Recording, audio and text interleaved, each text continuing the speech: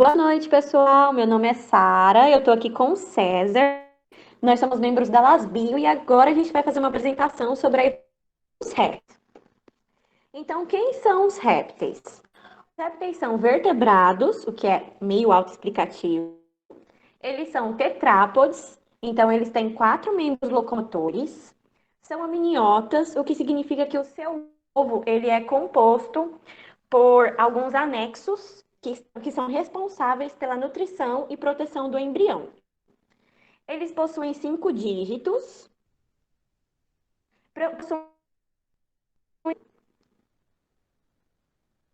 possuem também membros pareados, ou seja, são membros semelhantes. Eles têm um integumento com poucas glândulas, diferente dos mamíferos que têm bastante glândula. Eles não possuem muitas glândulas ou quase nada de glândula no seu tegumento. E possuem corpo coberto por escamas, casco ou placas dérmicas, aí depende do grupo. E, de novo, membros pareados, né, que eu já falei que são semelhantes. Eles possuem respiração 100% pulmonar, não possuem estágio larval, como os anfíbios, por exemplo. Então, os filhotes, eles não são uma larva, eles são filhotinhos mesmo. A maioria deles são ectotérmicos, a gente vai entender isso um pouquinho na frente, porque que é só a maioria e não todos. Eles são dioicos e possuem fecundação interna. Então, você tem o macho e a fêmea. E eles possuem. Ixi, peraí. Eles são ovíparos ou ovovivíparos, certo? Então, o ovovivíparo é quando eles estão dentro de um ovo e esse ovo está dentro do corpo da mãe, enquanto que ovíparo, o ovo está fora do corpo da mãe. Pensa na galinha, a galinha bota o ovo, então está fora do corpo da mãe. Aí alguns desses animais, o ovo ele fica dentro do corpo da mãe até que o filhotinho sai do ovo. E eles possuem arcos branquiais presentes somente na fase embrionária, que é onde tem esses números aí, ó, contendo 1, 2, 3 e 4, esses são os arcos branquiais. Quando os filhotinhos eles estão quase perto de nascer, esses arcos branquiais eles somem. Então vamos falar um pouquinho da história deles. Esses animais eles surgiram no finalzinho do Carbonífero e eles tiveram um boom, explosão de diversidade no Permiano. Uma coisa muito importante para a gente entender répteis é a gente entender sobre as fenestras. O que são fenestras? São cavidades presentes nos crânios desses animais, certo?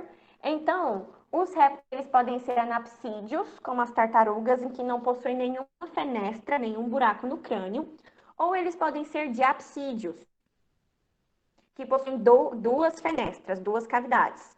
E aí, cada um deles vai ter uma característica específica, como, por exemplo, as serpentes, que perderam essas fenestras inferiores, para eles terem a capacidade da mandíbula para poderem se alimentar.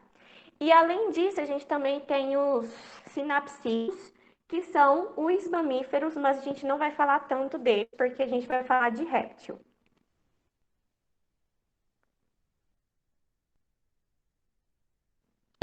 César. Bom, gente, aqui esse slide é só para a gente mostrar que os répteis, eles são um grupo muito discutido até hoje, se é um grupo evolutivo válido, né? Porque no caso, se você considerar a descendência das aves nos répteis, a gente tem um grupo monofilético, que seria um grupo que possui um ancestral comum, né? Um único animal, ou, aliás, uma espécie animal que deu origem às demais espécies de répteis e aves que a gente tem hoje. Agora, se a gente desconsiderar as aves, com base nos estudos recentes, né, que mostra essa relação de parentesco entre aves e os répteis, os répteis se tornam um grupo parafilético, ou seja, um grupo que você exclui, né, as aves e mantém somente alguns descendentes desse ancestral comum. Então, não se torna um grupo evolutivo válido. É isso.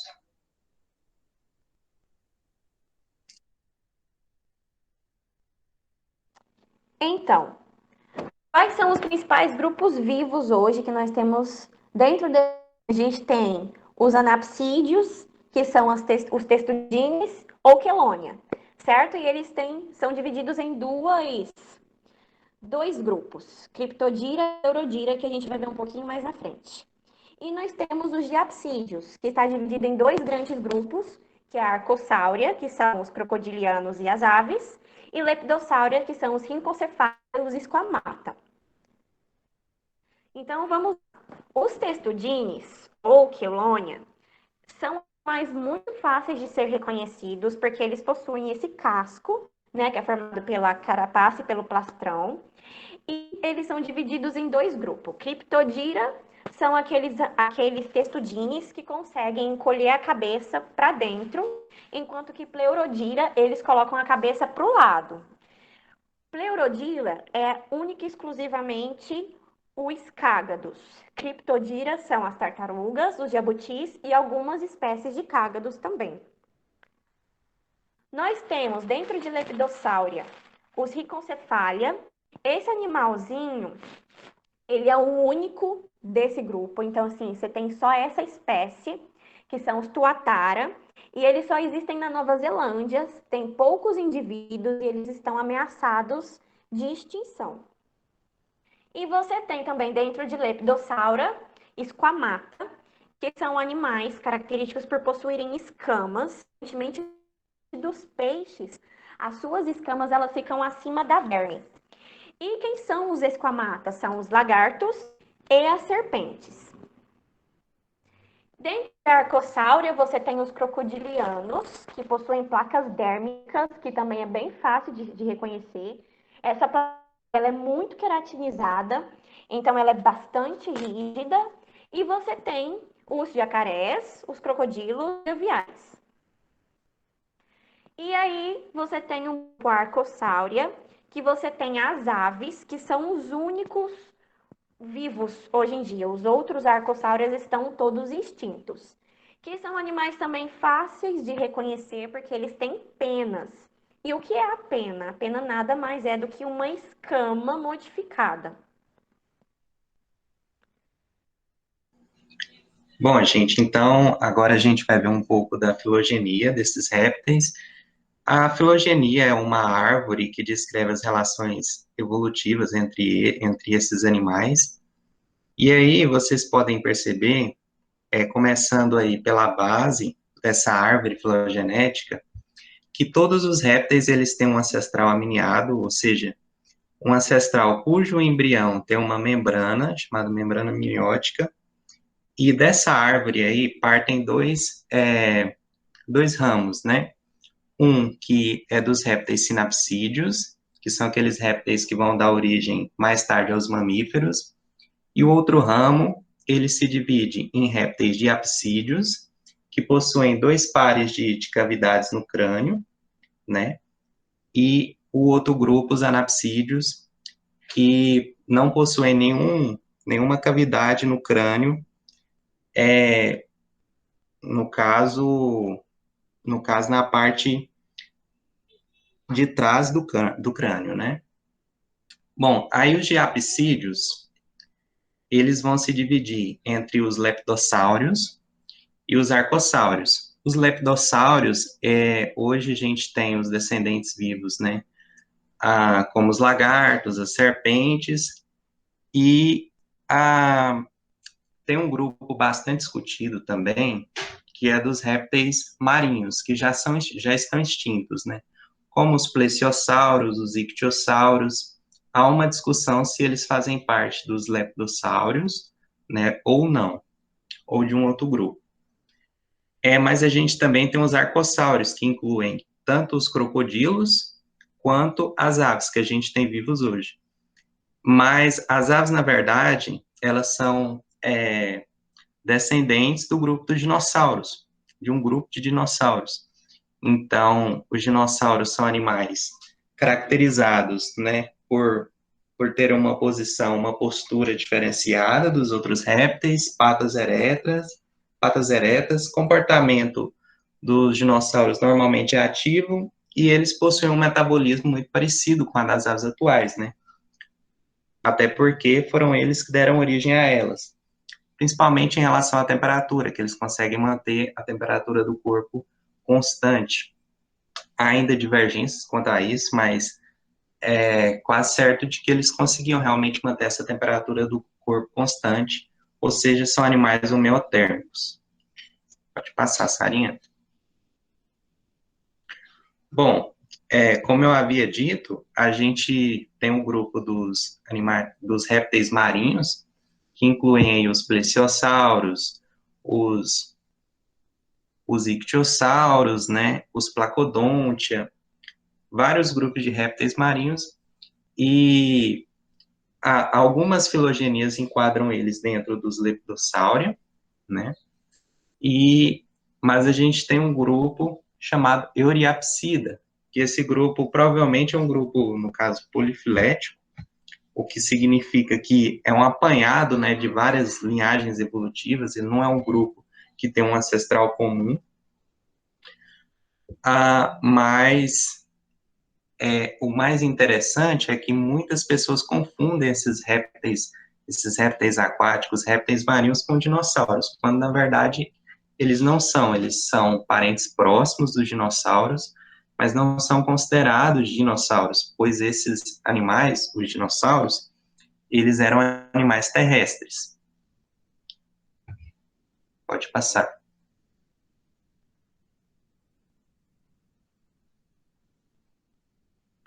Bom, a gente também tem um grupo dos sinapsídeos, né? Que é aquele grupo que deu origem aos mamíferos atuais. Então, alguns animais, alguns animais que eram descendentes, ancestrais, né, aliás, dos mamíferos, eles eram bem parecidos com répteis, na verdade tinham características tanto de répteis quanto de mamíferos, né?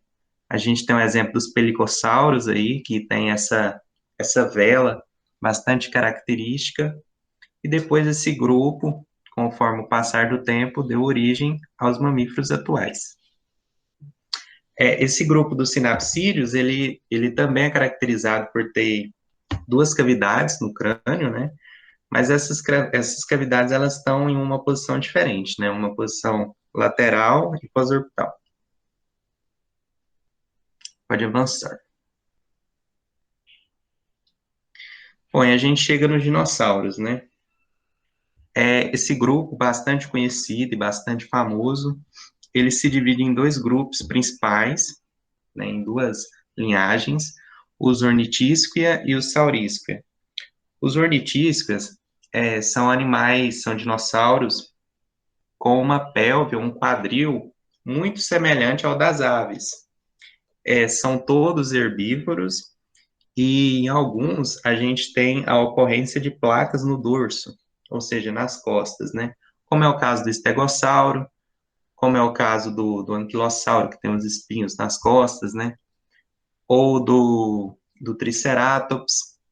No caso, o Triceratops tem um escudo ósseo atrás da cabeça e também chifres.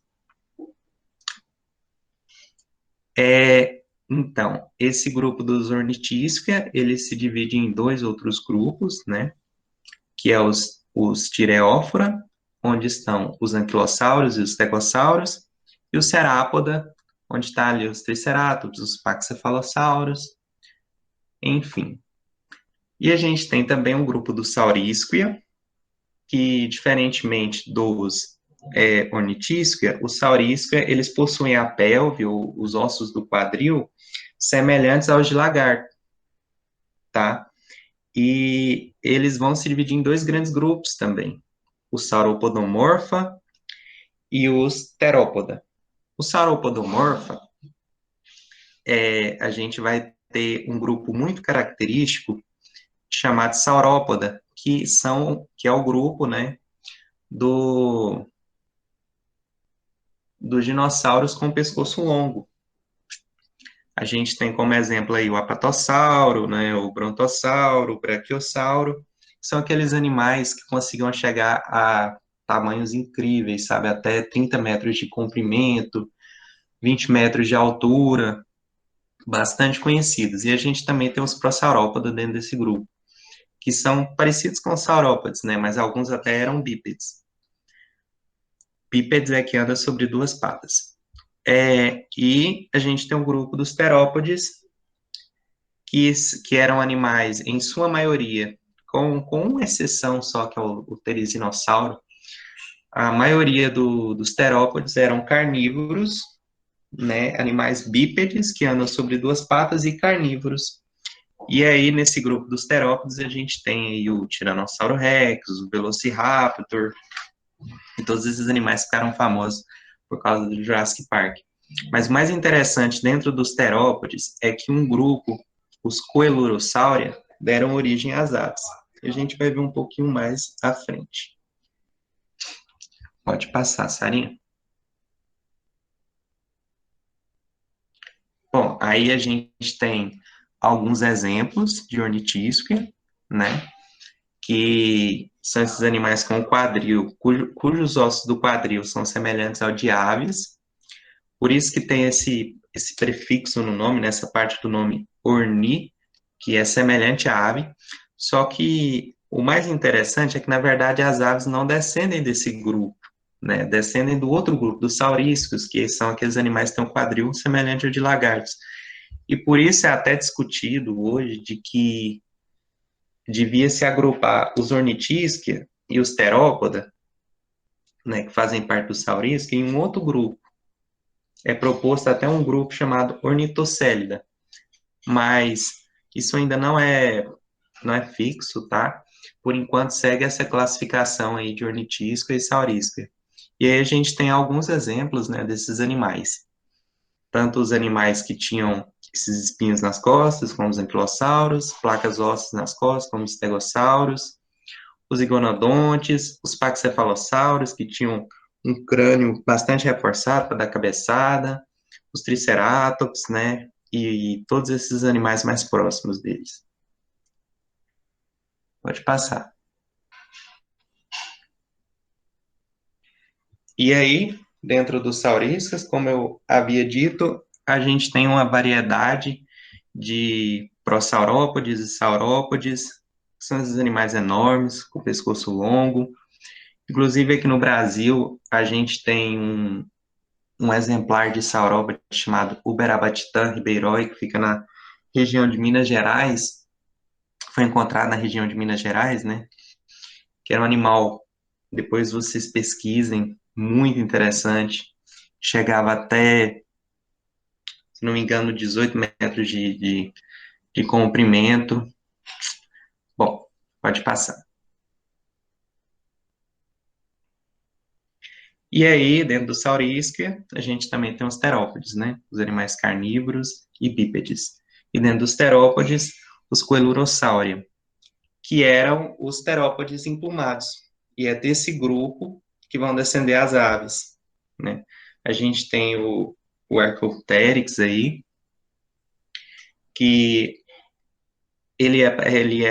foi considerado no começo uma ave, né? Agora já é considerado um dinossauro mesmo, mas a gente tem outros grupos aí que vão seguir essa linhagem evolutiva do Archaeopteryx, dando origem às aves atuais. E o interessante é que hoje muitos registros fósseis foram encontrados de penas, né, nesses dinossauros. Então, aquela visão que a gente tinha de que seriam animais com pele escamosa, né, sem penugem nenhuma, muito mais parecidos com os répteis, com os lagartos, né, os leptossauros, essa visão já foi substituída, né, por uma visão em que os dinossauros são muito mais parecidos com as aves. Então a gente tem aí o exemplo do Archaeornyx huxley, que ele é basicamente um passarinho, né? Pode passar. Ok, Sarinha. Bom, e aqui a gente aqui tem um pouco da história do táxi. Então, a classe Reptilia foi proposta em 1768 pelo Laurenti e ele decidiu criar essa classe porque tinha os tetrápodes, né? Ele já sabia-se dos tetrápodes, que incluía mamíferos e aves. Aí, Você tem o Owen, que chegou e disse assim, não, a gente tem que acrescentar os mamíferos dentro aí dessa classe reptília, porque os anfíbios, eles também são tetrápodes. Então, se mamífero e ave pode estar, por que anfíbio não pode?